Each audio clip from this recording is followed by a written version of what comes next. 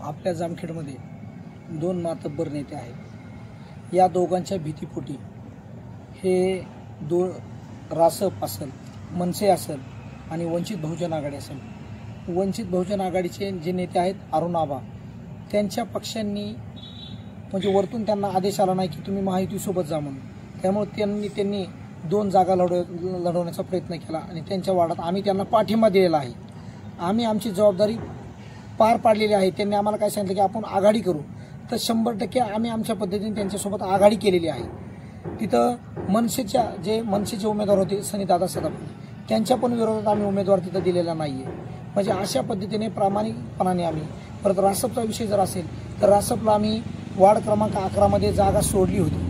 रासपचा AB form सुद्धा जोडून त्या ठिकाणी भरला गेला होता, पण आपल्या महाराष्ट्राचे सभापती आदरणीय राम शिंदे साहेब यांनी पक्षाचा फॉर्म सुद्धा त्या व्यक्तीला अनिल सिरामेला महागारी घ्यायला लावला। म्हणजे किती दडपशाहीचं राजकारण या जामखेड शहरामध्ये चालू आहे। तुम्ही बघत असताना बघा, तुम्ही आज तुम्ही म्हणतात की तुमच्याकडे 24 नगरसेवक का उभे नाहीत, 11च का? त्याचं कारण सांगतो। आज भारतीय जनता पार्टीकडे 150 जवळजवळ जामखेड शहरातून 150 युवक जे राजकीय क्षेत्रात येण्यासाठी नगरसेवक होण्यासाठी इच्छुक होते आणि जवळजवळ 100 लोक शरद पवार म्हणजे तुतारी गटाकडे इच्छुक होते। मग आज मला सांगा, ह्या सगळ्यांच्या मध्ये आज आम्ही आमच्या ताईसाहेब आणि मी आम्हाला दोघांना माहिती की आम्ही हे कशा पद्धतीने हे लोक आमची उभा केलेले आहेत। त्यामुळे आम्हाला विश्वासात न घेतल्यामुळं आज आम्ही आमच्या पद्धतीने आम्हाला अजितदादांचा आशीर्वाद आहे। आम्ही दादांच्या माध्यमातून जामखेड शहराचा विकास करणार आहोत। त्याच्यामुळे आम्ही ही सगळी माणसं जेवढे आम्हाला उभा करता आले तेवढे आम्ही सगळे स्वच्छ प्रतिमेचे माणसं उभे केलेले आहेत। आता तुम्ही बघत असताना बघा, तुम्ही तुतारीचा जो उमेदवार आहे शाजी राळेबा, त्यांची काय परिस्थिती आज जामखेड शहरात? त्यांच्या गाडीची काच कधी खाली नसती, असती का काच कधी खाली? तुम्ही सांगा मला। आणि जे अमित शेठ म्हणून जे बीजेपीचे उमेदवार आहेत ते 12 वाजल्याशिवाय काय घराच्या बाहेर पडत नाही काय? आणि आज तुम्ही सुद्धा कालच्या परवाच्या मीडियातून सगळ्यांनी ऐकलेलं आहे त्यांची काय परिस्थिती आहे। आज तुम्हाला सांगतो प्रामाणिकपणे, माझ्यावर आहे ना, तुम्ही सुईच्या टोका एवढी जरी माझी चुकीची जर बाजू दाखवली ना, तर मला जनता जी म्हणेल मी त्या गोष्टीला सामोरं जायला तयार आहे। जनता जर मला म्हणले ना बाबा की तू ह्या निवडणुकीतून थांब, तरी माझी थांबायची तयारी आहे।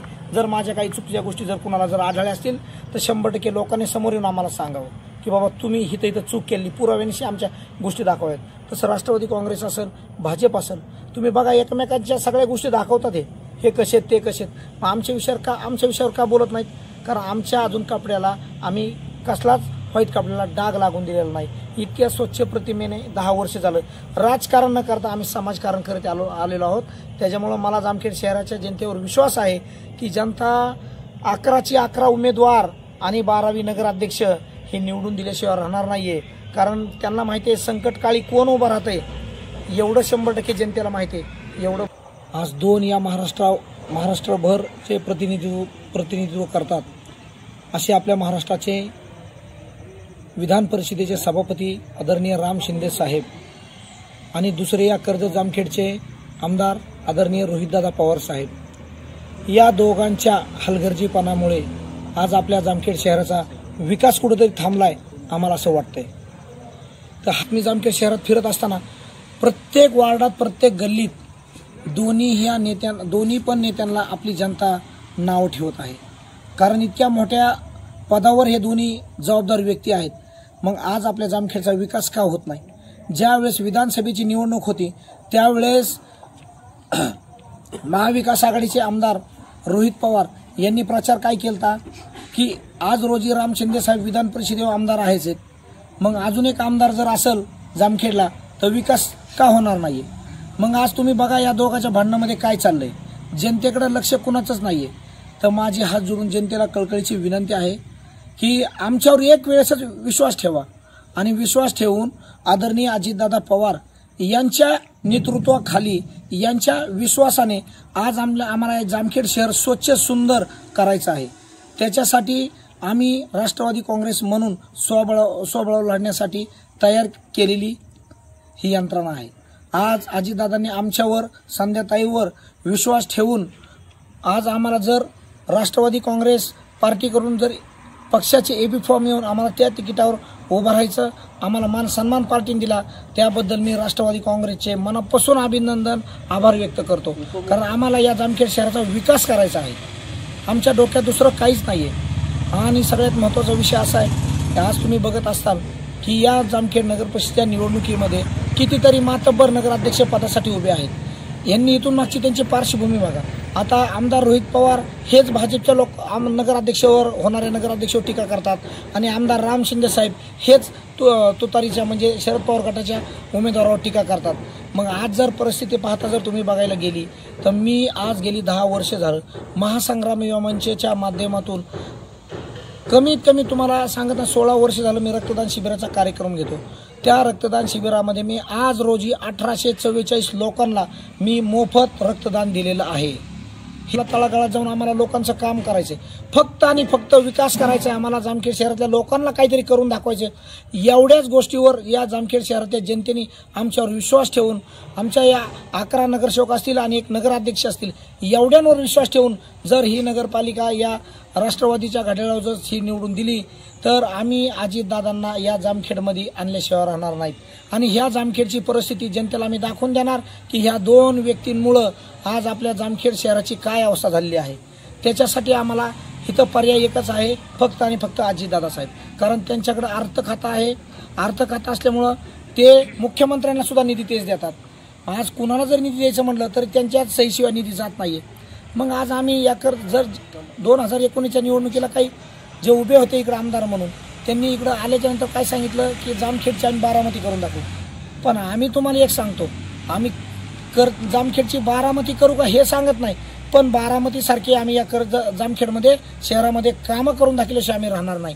आज सगळ्यात महत्त्वाचा विषय शिवसेनेचा तुम्ही आता मला प्रश्न जो विचारला, आता तुम्ही बघत असताल यांनी फक्त पैशाच्या जोरावर ही निवडणूक लढवायचं ठरवलेलं आहे. तुम्ही बघा त्यांनी उमेदवार कसे उभा केलेत, कसे केलेत, त्यांची पार्श्वभूमी काय आहे, ह्या गोष्टीकडे तुम्ही थोडं बघा.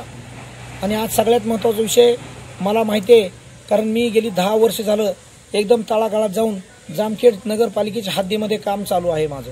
त्याच्यामुळं मला चांगलं माहिती आहे की ही जामखेडची जनता जी आहे ह्यांच्या मोठेपणाला बळी पडणार नाही आहे. त्याच्यामुळं 100% सांगतो तुम्हाला प्रामाणिकपणे. आता काल एकनाथ शिंदे साहेब आले, ते आज सरकारमध्येच आहेत महायुतीच्या. आदरणीय अजितदादा पवार साहेब सरकारमध्येच आहेत, भारतीय जनता पार्टी ही सरकारमध्येच आहे. म्हणजे आमची सगळ्यांची महायुती आहे. मग आज महायुती म्हणून आम्ही विकास करू शकत नाहीत का आम्ही वरून पैसे आणू शकत नाहीत का? मग ठीक आहे, आणायचाच होता. हे म्हणतात ना की सत्ता आमची आहे. मग राम शिंदे साहेब गेले कुठं? आज कुठं कामं चालू मला सांगा ना तुम्ही. आज आपल्या जामखेड शहराचा प्रमुख रस्ता जो आहे कर्जत जामखेड रोड बीड रोड, काय ह्या रस्त्याची अवस्था आहे? तुम्हाला शब्द देतो मी विनाकारण ह्या निवडणुकीला उभा राहिलेलो नाहीये. मी आधीच तुम्हाला सांगतो, मी एक गरीब कुटुंबातला मुलगा आहे. तुम्हाला माझं सगळं माहिती. मी भाड्याच्या घरात आज रोजी राहतोय. मी अशा मोकार फालतू गोष्टी बोलणार नाहीये, जबाबदारीने बोलतोय एक राष्ट्रवादी काँग्रेसचा तालुका अध्यक्ष म्हणून. आज रोजी आमच्याकडे पैसे नाहीत काय नाहीत, पण आमच्यावर लोक विश्वास ठेवून आहेत. लोकांना माहिती आहे की धडपडीने फक्त हा मुलगाच काम करू शकतो. त्याच्यामुळं लोक मला 100% निवडून दिल्याशिवाय राहणार नाहीत. आणि या जामखेड शहराचा विकास आम्ही केल्याशिवाय राहणार नाही. आणि मी शब्द देतो तुम्हाला, जामखेड नगर परिषदमध्ये जो रस्ता चालू आहे, आजपासून तुम्ही 3 महिन्याच्या आत, तुम्हीच मीडिया म्हणून पत्रकार म्हणून तुम्ही मला प्रश्न विचारता, मी जबाबदारीने बोलतोय. 3 महिन्याच्या आत जो आपला रस्ता जो चालू आहे 3 महिन्याच्या आत 100% कंप्लीट करून द्यायची जबाबदारी ही महेश नेमणकरची आणि राष्ट्रवादी काँग्रेसची राहील.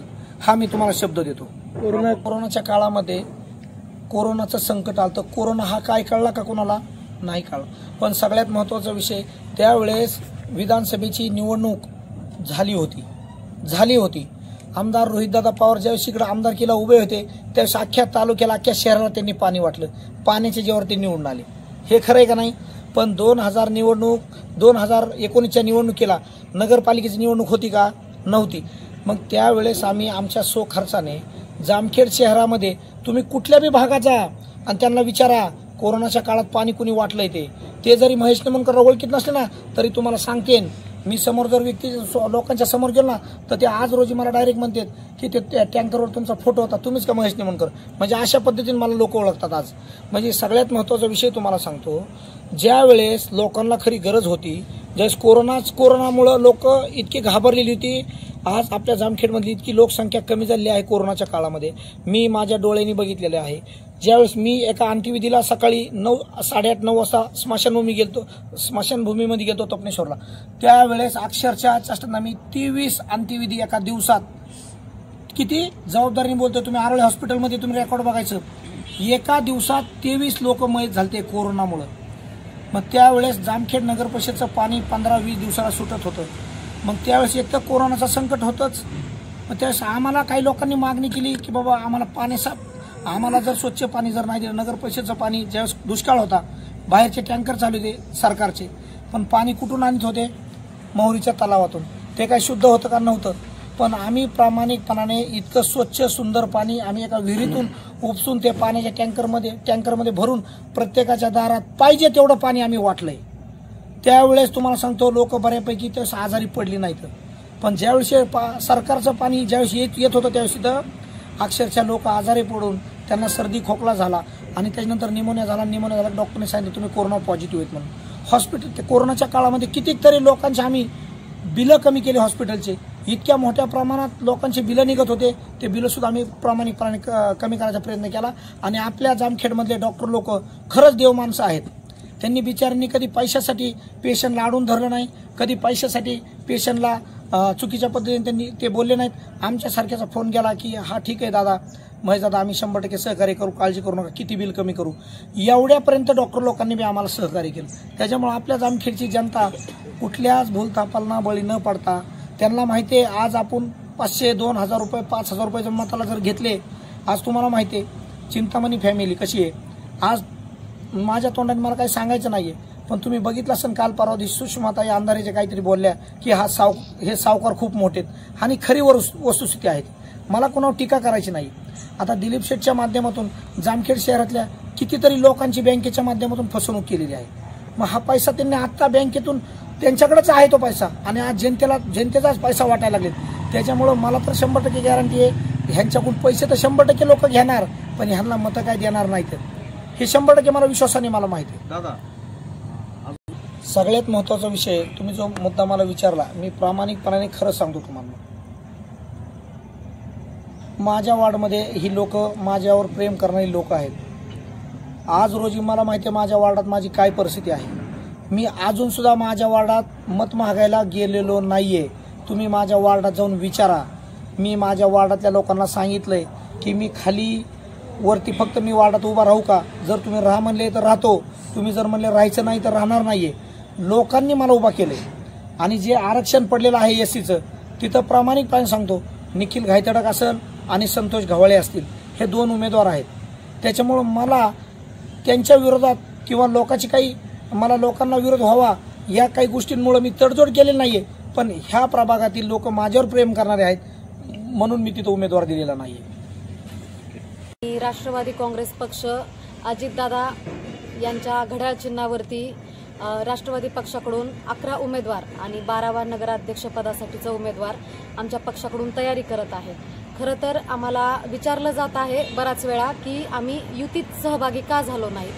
तर मला प्रामुख्याने सांगायचं असं आहे की गेल्या 10 वर्षानंतर पहिल्यांदा ही निवडणूक घडत आहे. गेल्या 10 वर्षात जो विकास रखडलेला आहे आणि आमच्या पक्षाचे, राष्ट्रवादी पक्षाचे जामखेडचे तालुका अध्यक्ष महेशदादा निमोणकर हे 10 वर्षापूर्वी उपनगराध्यक्ष म्हणून काम केलेलं, 10 वर्षात जे त्यांनी काम केलंय तर त्यांची प्रामाणिक इच्छा होती, पक्षाकडे त्यांची प्रामाणिक मागणी होती की आम्हाला स्वबळावर लढायचं आहे. कारण कार्यकर्त्यांची इच्छा असते की आपला पक्ष इथं जिवंत राहायला पाहिजे.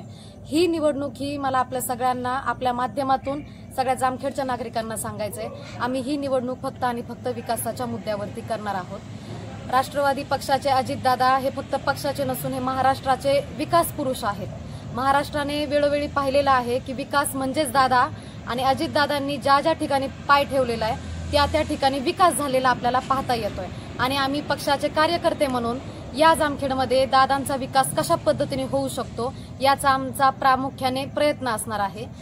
जसं महेशदादांनी सांगितलं आपल्याला बोलताना की इथे 2 व्यक्ती आहेत आणि दोघांच्याही माध्यमातून विकास झालेला नाहीये, उलट या दोघांच्या माध्यमातून विकास हा कुठेतरी खेचताना दिसतोय की कामच होत नाहीये। तर आम्हाला आपल्या माध्यमातून आपल्या सगळ्या जामखेडच्या जनतेला, मतदारांना ही विनंती आहे की एक जामखेडला नवीन चेहऱ्याची गरज आहे, जामखेडला नवीन नेतृत्वाची गरज आहे आणि ते नेतृत्व जर युवा नेतृत्व असेल, ते नेतृत्व जर एका चांगल्या सुशिक्षित महिलेचं नेतृत्व असेल तर आपण सगळ्यांनी हे स्वीकारलं पाहिजे। आमचे सगळे उमेदवार हे सुशिक्षित आहेत, जरी परिस्थितीने ते गरीब असले तरी ते अतिशय सुशिक्षित, उच्च शिक्षित आणि सुसंस्कृत असे आहेत। आम्ही आपल्या सगळ्यांना सांगतो, आमच्या कुठल्याही एका उमेदवाराकडून आपण निवडून दिल्यानंतर चुकीची वर्तवणूक होणार नाही, फक्त आणि फक्त काम होईल। कारण महाराष्ट्रात अजितदादा हे शिस्तीचे आहेत, त्यांना कुठलीही चुकीची गोष्ट जमत नाही। म्हणून मी आपल्या सगळ्यांना आपल्या माध्यमातून या जामखेडच्या जनतेची विनंती अशी करते की आपण एक मत हे नवीन चेहऱ्याला द्यावं, एक संधी आपण नवीन चेहऱ्याला द्यावी, जेणेकरून आपल्याला या तक्रारींचा सूर या येत्या काळात ऐकण्यात मिळणार नाही।